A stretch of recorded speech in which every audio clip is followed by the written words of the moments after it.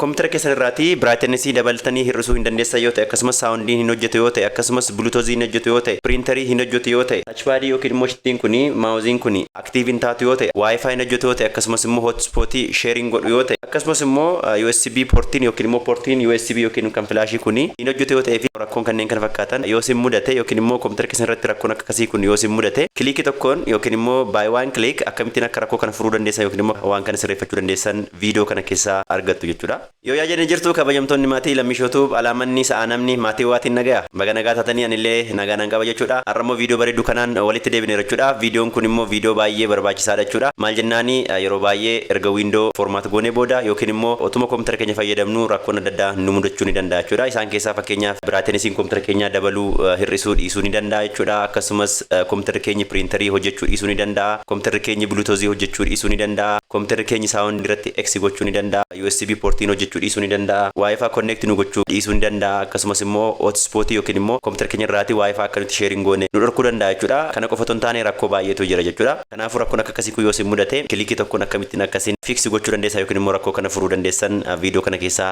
argattu jechuudha. Kanaaf hanga dhuma viidiyoo kanaatti na hordofaan affeerraa kiyya. Rakkoon akkasii kun yoo mudate yeroo baay'ee simple restart yookiin immoo kompiitara keenya yoo restart goone hojjechuu ni danda'a jechuudha. Kanaafuu kompiitara problemiin kamuu yoo sin qunname jalqaba kan sin gochuu qabdan kompiitara keessan restart gochuudha jechuudha. Garuu restart gootanii rakkoon kun hin sirratu yoo ta'e yookiin immoo rakkoon kun hin furamu yoo ta'e akkasumas immoo hardweeriin kompiitara keessanii fayyaa yoo ta'e fakkeenyaaf haa jennu yoo touchpadiin kun active ta'uu baate yookiin immoo hojjechuu dhiise rakkoon isaa rakkoo maaliiti jechuudha rakkoo softweeriiti yookiin immoo rakkoo driveraa ta'a jechuudha. Kanaafuu rakkoo kana furuuf yoo kompiitara keenyi rakkoo driverii qabaate jechuunis yoo kompiitara keenya irraati driveriin keenya outdated ta'e yookiin immoo yeroo window format goonee booda driverii way yoo miss ta'e waan ta'e nuun hojjetu yoo ta'e rakkoo kana karaa afur furuu ni dandeenya. Kanaafuu mala kana yookiin immoo furmaata arfan kana dabareetiin sin agarsiisa jechuudha. Kanaaf hanga dhuma viidiyoo kanatti hordofaan affeerraa kiyya jechuudha. Garuu namoonni otoo YouTube channelii kana subscribe hin godhin YouTube channelii kana daawwachaa jirtanii subscribe akka gootanii akkasumas immoo like gochuutiin share gochuutiin akka YouTube kana bira dhaabbattan yookiin immoo akka YouTube channelii kana guddistan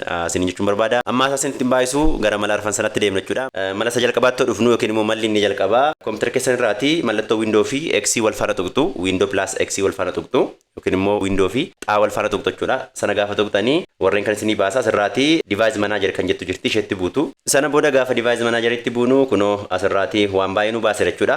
Audio input and output jedha, audio processing jedha, battery jedha, biometric device jedha, bluetooth jedha, camera jedha. Gabaabumatti warreen kun hundumtu maal barbaadu jechuudha driver barbaadu yookiin immoo warreen asirratti list ta'anii jiran hundi isaanii warreen device managerii kana jala jiran hundi isaanii driver barbaadu jechuudha. Fakkeenyaaf asirraati jalqabarra audio input and output kan jedhu jira. Yoo driverri audio hin jiru ta'e yookiin immoo driverri audio kompiitara kanarraati miss ta'e yoo ta'e yookiin immoo outdated ta'e yoo ta'e maal ta'a jechuudha. Kompiitara keenyi audioon isaanii hojjetu yookiin immoo sagaleen isaanii hojjetu jechuudha. Akkasuma warreen kaanis hundi isaanii warra asirratti list ta'anii jiran hundi isaanii yookiin immoo warra asirraati argitan kun hundi isaanii yoo driverri isaanii miss ta'e yookiin immoo outdated ta'e maal ta'a jechuudha. Kompiitara keenyi properly nuuf hin hojjetu jechuudha. Kunoo akkuma asirraati argitanii yookiin immoo akkuma listii kanarraati argitanii hundi isaanii iyyuu kompiitara kiyyarraati properly ni hojjeta. Otoo hin hojjetu ta'e yookiin immoo otoo driverri miss ta'e jiraate yookiin immoo driverri outdated ta'e otoo jiraate yookiin immoo kompiitara kiyyarraati waa hin hojjenne otoo jiraate maal godhachuudha fuuldura isaa keelloo yookiin immoo yeloo kaahaa jechuudha. Fakkeenyaaf audio kana yoo ta'e audio kana fuulduratti keelloo yookiin yeloo kaahaa jechuudha otoo audioon kun hojjetu ta'e jechuudha. Akkasumas otoo bluetoothiin kompiitara kanaan hojjetu ta'e as fuulduratti maal godhachuudha keelloo nutti agarsiisa jechuudha. Asirra garuu akkuma argitanii wanti keelloo ta'e yookiin immoo wanti yeloo ta'e tokkollee waan hin jirreef maal jechuudha kompiitara kiyyarraa hundi isaaniiyyuu yookiin immoo driveriin kompiitara kiyyarra jiru hundi isaa properly ni hojjeta yookiin immoo kan rakkoo qabu tokkollee hin jiru jechuudha. Kan keessa yeroo sin bantanii gaafa sin device managerii kanatti dhuftanii as jalaatti kan hin hojjenne yoo jiraate yookiin immoo driverri rakkoo qabu yoo jiraate mallattoo keelloo sin agarsiisa jechuudha. Fakkeenyaaf audio hin hojjetu yoo ta'e yookiin immoo mallattoon keelloo audio fuuldura hin jirti yoo ta'e yookiin immoo yeloon hin jirti yoo ta'e ishuma irratti kilik gootu gaafa irratti kilik gootan maal ta'a jechuudha warreen kan list ni godha jechuudha. Audio input and output jala warra jiran list ni godha. Fakkeenyaaf speaker kan jettu jirti speakeriin kompiitara kiyyaa kun hin hojjetu yoo ta'e yookiin immoo speakerri isa rakkoo qaba yoo ta'e right click gootaniiti update driver jettu jechuudha. Yeroo sin akkas jettanii interface kana fakkaatu ni baasa.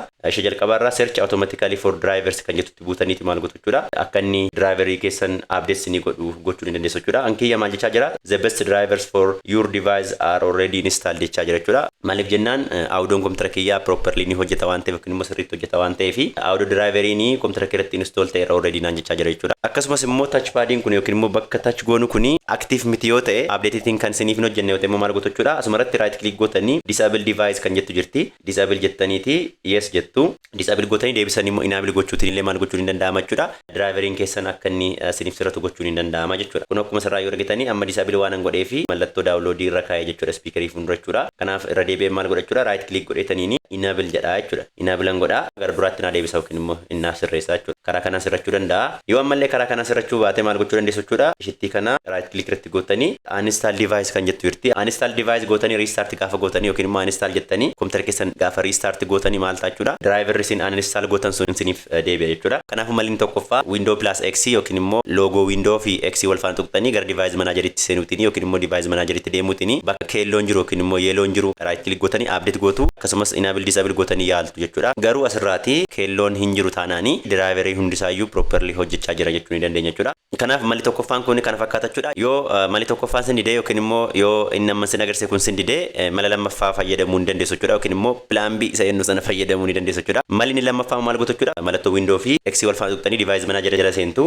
Gaafa device manager jala seentanii akkuma amma siniin jedhe yellow yookiin keelloo kan qabu yoo jiraate inni sun hin hojjetu jechuudha jenneerraa waan sana mala tokkoffaa sanaan furuu hin dandeenye taanaan yookiin immoo mala tokkoffaatiin fix ta'uu yoo didee maal gootu jechuudha. Browserii qabdan bira dhaqxaniiti browserii keessan banattanii fakkeenyaaf haa jennu awdoon hin hojjetu haa jennu akkuma siniin jedhe awdoon kompiitara keenya mala tokkoffaatiin fix ta'uu yoo didee driver kan awdoo driver yookiin immoo real tech awdoo driver jettanii search gootu jechuudha. Yoo windoon keessa window 10 ta'e window 10 jettu yoo 11 ta'e window 11 jettu kiyyaama window 11 waan ta'e window 11 jedheen search godha. Kunooti naaf baaseera jechuudha. As jalaatii gadi barbaaddanii language sin filachiisa.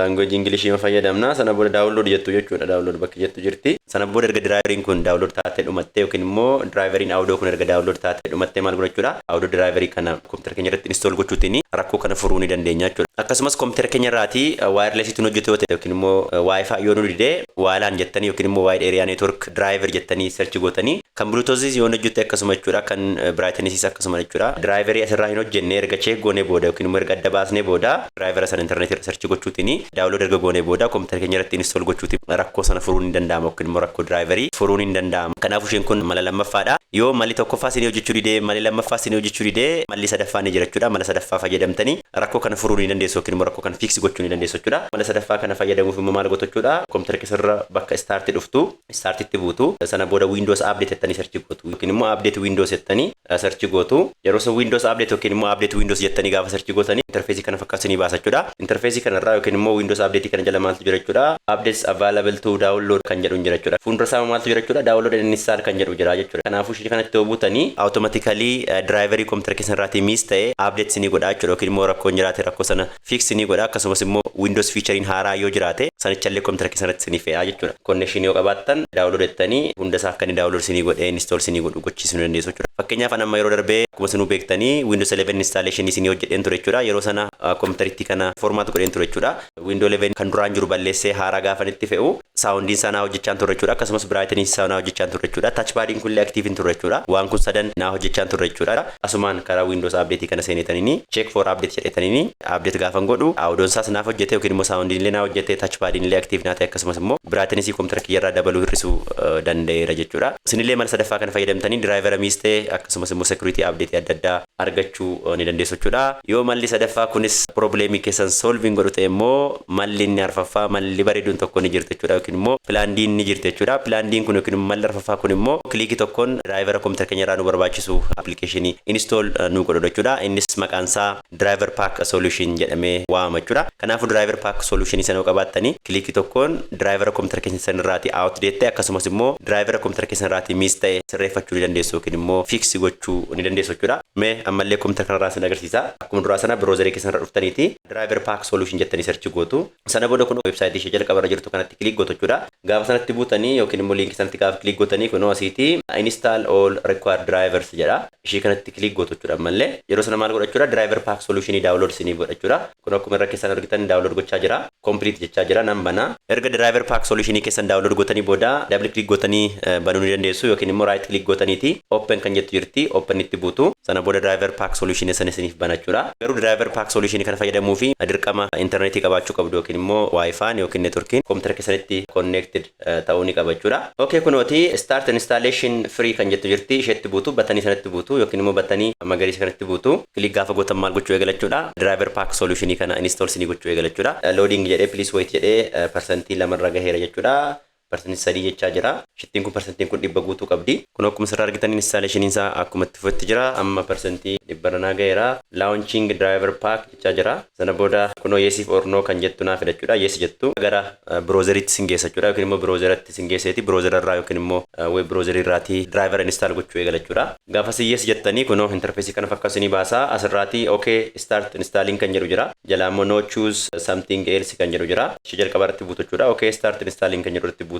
driver outdate teeru yookiin immoo miss teeru ufuma isaa barbaadeeti sinii fe'a jechuudha kanaaf anammoo okay start installing kan jettu tan bu'a jechuudha isheetti kilik gootu yeroo sana maal jechaa jira jechuudha preparation to installing is on jechaa jira jechuudha kunoo deemaa jira haga kun dhumatutti illee eeguu qabdu mala tokkoffaa lammaffaa sadaffaarraa DriverPack kana kan adda godhu DriverPack solutioniin kun ufuma ishee driver computer keessan irraati rakkoo qabu outdate teeru yookiin immoo miss teeru ufuma isaa barbaadeeti install sinii godha jechuudha kanatu sirriidha kanatu sirrii miti kanatu hojjeta kanatu hin hojjetu jettanii isin wanti isin dhiphattan tokko illee hin jiru jechuudha gaafa isin DriverPack solutionii kana computer keessan irratti install gootanii ufuma isaa driver hin hojjenne yookiin immoo driver rakkoo qabu ufuma isaa install sinii godha jechuudha kan update ta'u update sinii godha kan fe'amuu qabu immoo ufuma isaa sinii fe'a jechuudha waan akkasii kun yoo isinitti dhufe stop running this script kan jedhu yoo isinitti dhufe no jechuu qabdu yes yoo jettanii isin jalaa kuffisa jechuudha kanaaf no jedha ammallee preparation to installing is on jechaa jira jechuudha ishittiin kun deemtee dhumachuu qabdi ammallee deebi'ee waan akkasii kun yoo isinitti dhufe stop running this script kan jedhu yoo isinitti dhufe no jechuu qabdu jechuudha yes jennaan akkuma isiniin jedhe isin jalaa kuffisa jechuudha kanaaf no jechuu qabdu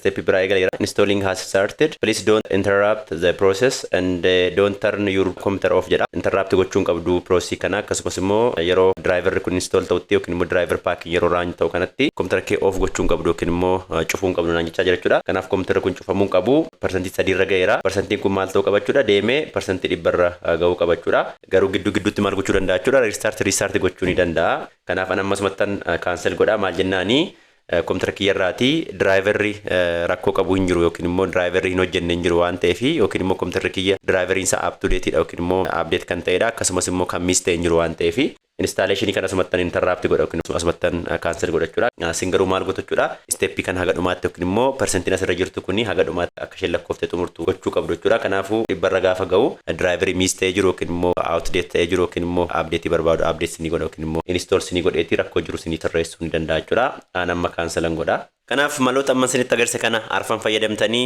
rakkoo kompiitara keessanii furachuu ni dandeessu yookiin immoo rakkoo diraayiveraa furachuu ni dandeessu jechuudha. Garuu rakkoon kompiitara keessanii mala amma arfan kanaan hin furamu taanaan yookiin immoo solvin ta'u taanaan rakkoon isaa rakkoo haardweerii ta'uu mala waan ta'eef mana kompiitaraa geessanii kompiitara keessan ilaalchifachuu ni dandeessu jechuudha. Garuu rakkoon isaa rakkoo diraayiverii yoo ta'e maloota amma arfan kana fayyadamtanii salphumatti ofuma keessan rakkoo kompiitara keessanii furachuu ni dandeessu jechuudha. Viidiyoon irraa qabadhee dhiyaadhee kana fakkaata jechuudha. Viidiyoo kanarraa akka barattan viidiyoo kana akka jaallattan abdii guddaan qaba jechuudha. Ammallee radeebeetanii namoonni YouTube channelii kana subscribe hin goone yookiin immoo namni hagamma maatii YouTube channelii Lamishow hin taane amuma YouTube channelii kana subscribe gochuutiin akka maatii taatan jechuun barbaada. Akkuma dura isiniin jedhe yoo maatii YouTube channelii kana taatan yeroo hundaa gaafa viidiyoon babbareedan akka kana gadhiifamu jalqaba dhufeetu simbira gaha malee waan kosti sin godhu tokkollee hin qabu jechuudha. Kanaaf amuma warra subscribe hin goone subscribe godha.